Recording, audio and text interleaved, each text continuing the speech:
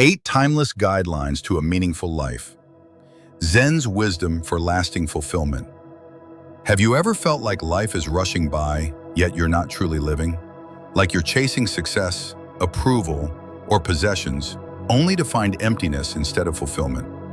Many years ago, I too was lost in the noise of the world, until I discovered that a meaningful life isn't built on what we accumulate, but on how we live each moment. Today, I want to share with you 8 timeless guidelines that have guided seekers for centuries, principles that can help you find deeper joy, purpose, and peace, no matter where you are in life. Guideline 1. Live with intention, not habit. Most people live by default, following routines without asking, why am I doing this? But a meaningful life begins with awareness. Ask yourself every morning, what kind of person do I want to be today? Not what you want to achieve, but how you want to show up in the world. A student once asked me, how do I stop feeling lost? I told him, first, stop running. Sit with yourself. Listen. The answers come in stillness, not in speed. Guideline 2. Let go of what no longer serves you. We cling to old grudges, outdated identities, even material things, thinking they define us. But like a river, life flows.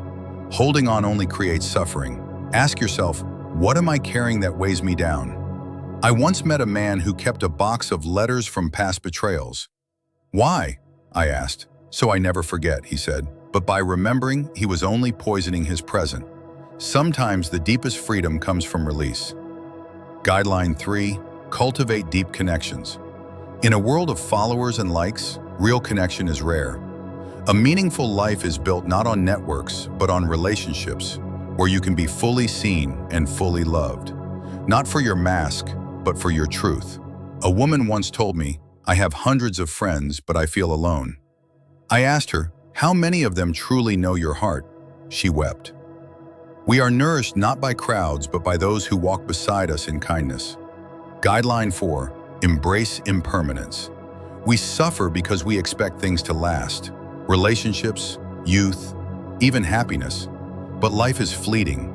Instead of resisting change, learn to dance with it. The cherry blossom is beautiful because it blooms briefly. When my teacher passed, his last words were, do not mourn me, celebrate that we met it all. That is the wisdom of impermanence. It teaches us to cherish, not cling. Guideline 5. Serve others without expectation. The greatest joy comes not from what we gain, but from what we give.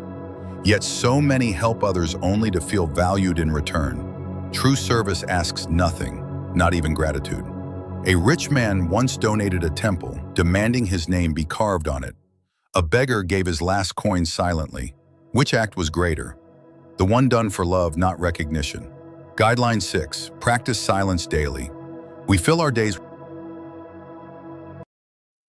but wisdom grows in silence.